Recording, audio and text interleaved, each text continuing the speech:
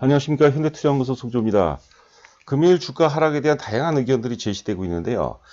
결과적으로 본다면 지난 1월 11일이었죠. 삼성전자의 거래량 9천만 주 과열이 조정의 결정적 시그널이 아니었나 생각이 됩니다.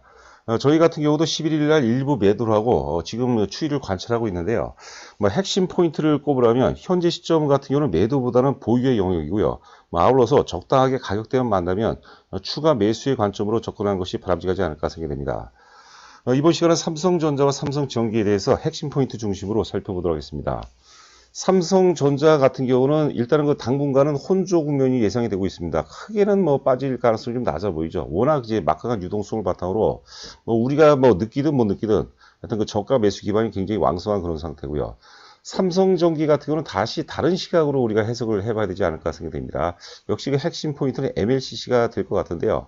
지금 미래형 자동차, 전기차라든가 이제 그 자율주행 자동차, 자율주행 자동차의 어떤 핵심 부품 플랫폼 쪽으로 우리가 해석을 하는 것이 맞지 않을까 생각됩니다.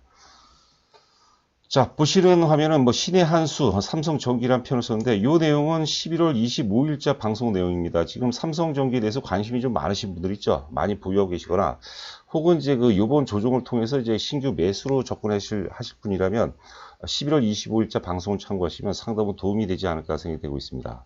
그때는 또 그 조회수도 아주 많지가 않았어요. 주가가 이제 많이 올라가면 또 관심들이 많아서 조회수도 많이 늘어나고, 주가가 이렇게 횡보할 때는 특히 이제 그 대중들을 잘 이렇게 관심이 없기 마련이죠. 자, 11월 25일자, 작년 11월 25일자 방송 내용 중에 하나입니다. 위에가 이제 삼성전자고 아래가 삼성전기가 되겠는데, 월봉입니다. 이 특징이 뭐냐면, 삼성전기 같은 경우는 삼성전자보다 늦게 올라가요. 늦게 올라가는데, 나중에는 삼성전자보다 더 많이 올라간다고 보는 것이죠. 자, 삼성전자 같은 경우는 이제 월봉인데 2016년 1월서부터 이제 상승 전환되는데 삼성전기는 못 올라가죠. 그러니까 결과적으로 본다면 삼성전자가 삼성전기를 견인해줬다. 주도주 같은 경우는 이제 견인 효과가 있다고 그랬어요. 다른 어떤 여타 후발주들을 견인하지 못하는 것은 주도주가 될 수 없는 겁니다. 그래서 삼성전자가 결과적으로는 삼성전기를 견인했다고 봐야 되고요. 삼성전자가 오르고 한 5개월 정도 이후에 삼성전기가 오르는데 오를 때 보니까 상승의 각도가 삼성전자보다 훨씬 가파르죠. 그리고 삼성전자가 이제 고점을 찍었는데 삼성전기 같은 거 그 이후에 다소 한 4개월 정도 조정을 받은 다음에 한 6개월 정도, 5개월 정도, 6개월 정도 더 많이 오르죠. 그 상승률로 따지면은 사실 출발점서부터 이제 상승률로 따지면 삼성 전기가 삼성전자보다 훨씬 더 많이 오릅니다. 당시에 이제 그 삼성전자는 25,000원에서 55,000원까지 올랐죠. 100%좀 넘게 올라갔는데 삼성전기는 46,000원부터 출발해서 16만원까지 올라갔습니다. 그런 어떤 우리가 시각으로 해석을 해볼 필요가 있지 않나 생각됩니다. 삼성전기는 또 시가총액이 제법 올랐어요. 제가 12조 때 말씀드렸는데 어느덧 지금 13조가 되버렸습니다. 13조니까 사실 삼성전자하고 비교하면 굉장히 가볍죠. 가볍기 때문에 오를 때는 더 훨씬 더 가파르게 오른다고 이제 봐야 될 것 같습니다. 자, 그리고 우하단에 보니까 구독, 좋아요 이렇게 써 있는데요. 특히 오늘 그 방송을 처음 들으신 분들, 그리고 많이 제 방송을 아껴주신 분들께서는 구독, 좋아요 부탁드립니다. 보시는 그림은 이제 현재 시점으로 제가 만든 이제 월봉 차트가 되겠습니다. 삼성전자, 위에가 이제 삼성전자고, 아래가 이제 삼성전기죠. 기간은 똑같습니다. 역시 2016년 1월서부터 출발이고, 제가 이제 월봉의 출발점은 2016년 1월서부터 많이 얘기하는 것은 4차 산업혁명이 사실 출발점에 대해서 논란이 굉장히 많은데 제 기준으로 놓고 본다면 4차 산업혁명은 2016년도 1월서부터 출발했다고 이제 봅니다. 여하튼간에 지금 핵심 포인트는 뭐냐면 지금 위에 수평선을 검정색 수평선으로 그어놨는데요. 삼성전자 같은 경우가 이제 먼저 역사의 고점을 돌파를 했죠. 먼저 작년 11월 달에 먼저 역사의 고점을 돌파하고 아래 삼성전기 같은 경우는 작년 12월 달이죠. 한 달 늦게 역사의 고점을 돌파했어요. 나중에 오르지만 삼성전자보다 훨씬 더 많이 오른다. 이게 사실 핵심일 것 같습니다. 특히 지금 물론 이제 반도체라든가 IT 섹터 전반도 중성주 같은 경우도 굉장히 양호한 모습인데요. 지금 유동성 장세가 요구하는 것은 뭐냐면 가급적이면 이제 물량이 나름대로 좀 풍부한 대형주급이거든요. 제가 보기엔 어설프게 우리가 반도체 관련 혹은 IT 관련 중성주를 매매하는 것보다는 삼성전기를 하는 것이 훨씬 더 안정적이면서 또 효과적인 수익을 낼 수 있지 않을까 생각됩니다.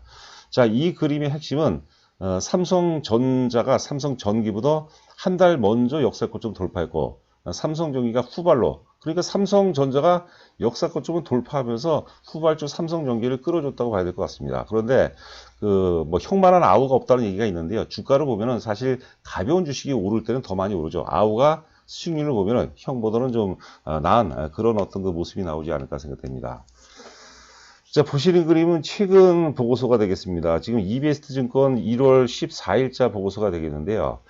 뭐 큰 내용은 없는 것 같아요. 멀티플에 대한 이제 고민이라는 주제로 얘기를 한 것 같은데 그 내용이 좀 번잡스러운 것 같아요. 제가 이제 간략하게 요약을 해드리겠습니다. 지금 삼성전기가 역사적 고점을 이제 돌파했죠. 2018년도 고점을 돌파했는데 과연 이제 멀티플이 지금 그 적정 가치라고 해석해야 될 것 같아요. 멀티플을 적정 가치가 타당하냐는 얘기인데 결과적으로 지금 이제 이베스트 증권에서 뭐 타당하다 그런 내용이 될 것 같은데요.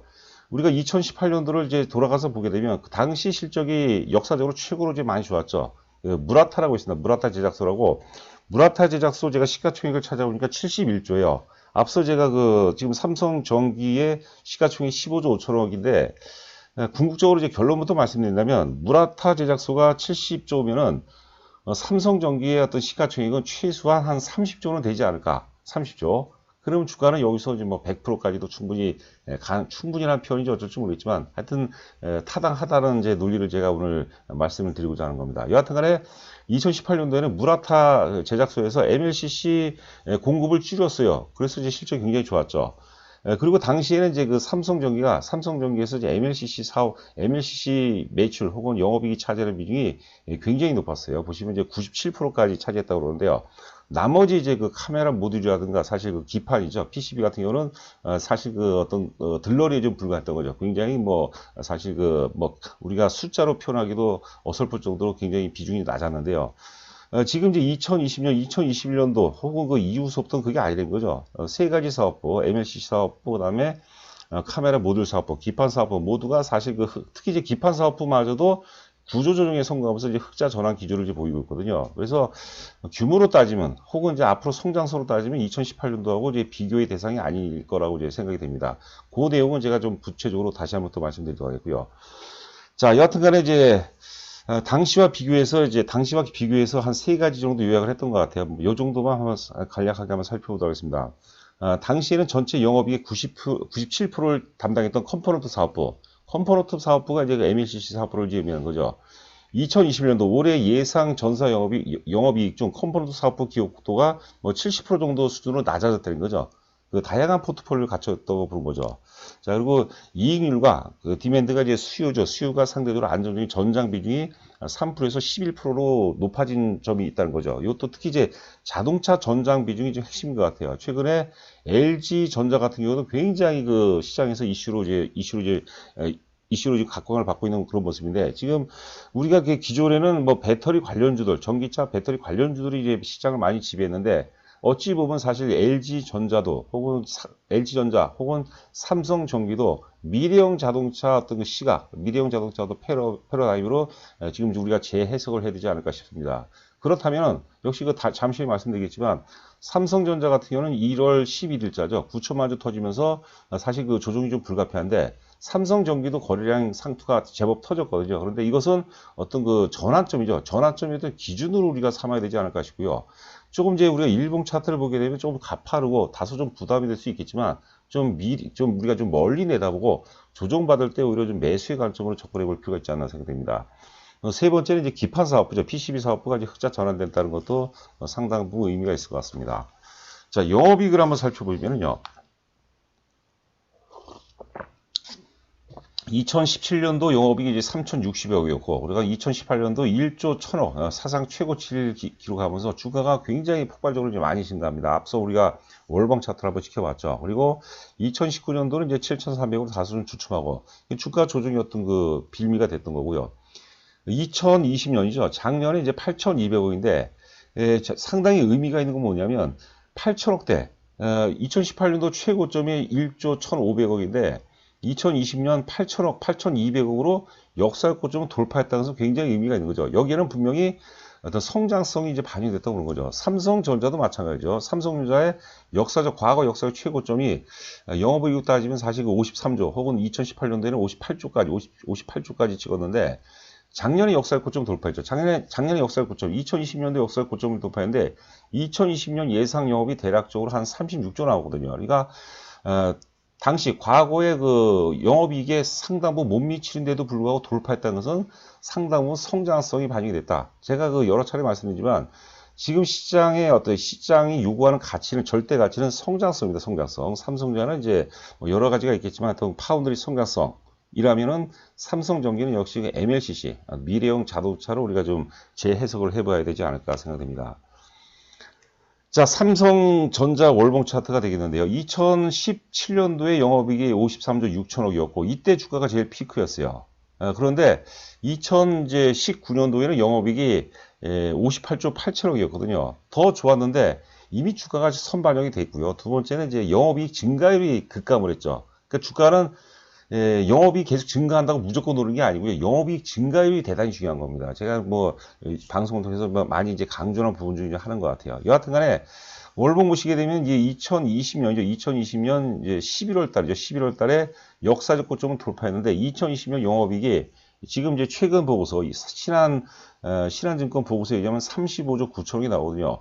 58조 8천억인데 58조 8천억 대비 35조 9천억이면 굉장히 많이 처지죠. 그런데도 불구하고 역사적 고점을 돌파한다는 것은 성장성이 지금 성장성이 주가의 어떤 그 기준이 된다. 성장성에 의해서 지금 진행이 된다. 시세가 그렇게 좀 해석을 해봐야 되지 않을까 생각됩니다.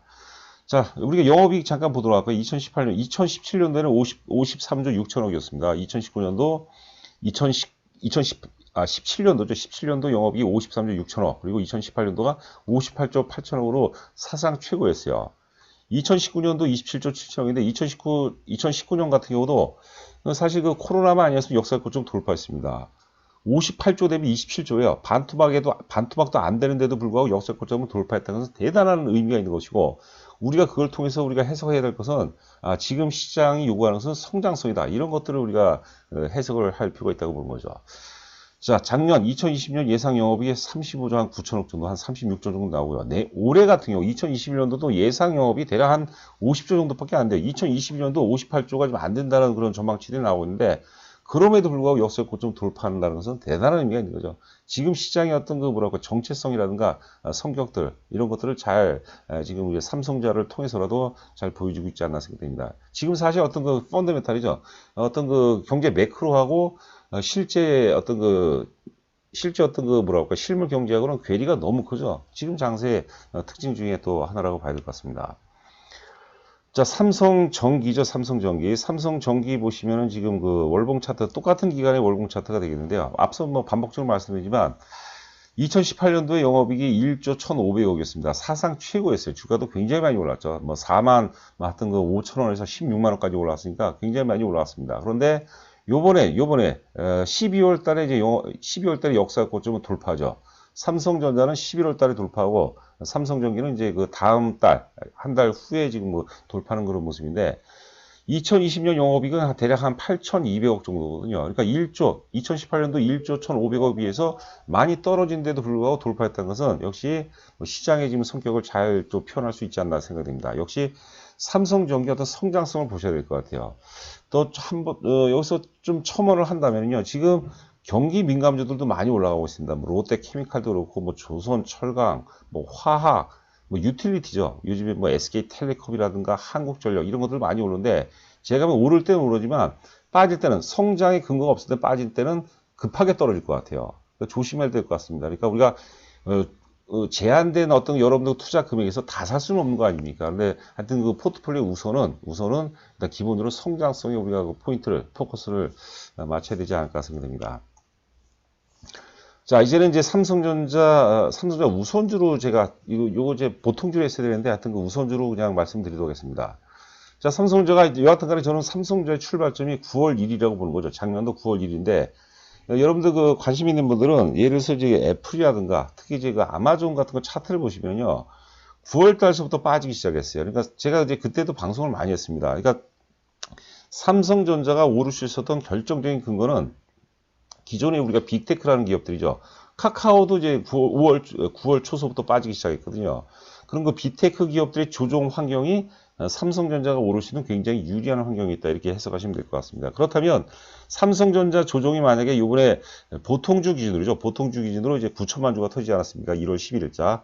다시 한번 죄송하다는 말씀 드려야 되겠네요. 보통주로 봤어야 되는데 제가 욕심에 또 우선주로 제 말씀드린 것 같은데 여하튼 간에 9천만 주가 터지면서 조정이 불가피합니다. 그 조정이 뭐 짧을지 길지는 모르겠지만 제가 보기에는 대체적으로 뭐 한 달 정도까지는 최대 한 달 정도까지는 조정 가능성이 있어 보여요. 그런데 오프닝에서 말씀드린 바와 같이 지금은 매도의 구간이 아니고 지금 매수의 어떤 그 영역이라고 이제 보는 거죠. 보유하고 있는 가운데 일부 고점에서 매도를 했다면 이제는 이제 가격대만 안 되면 우리가 다시 저점 어떤 그 매수 기회, 저점 분할 매수 기회로 봐야 되지 않을까 생각됩니다.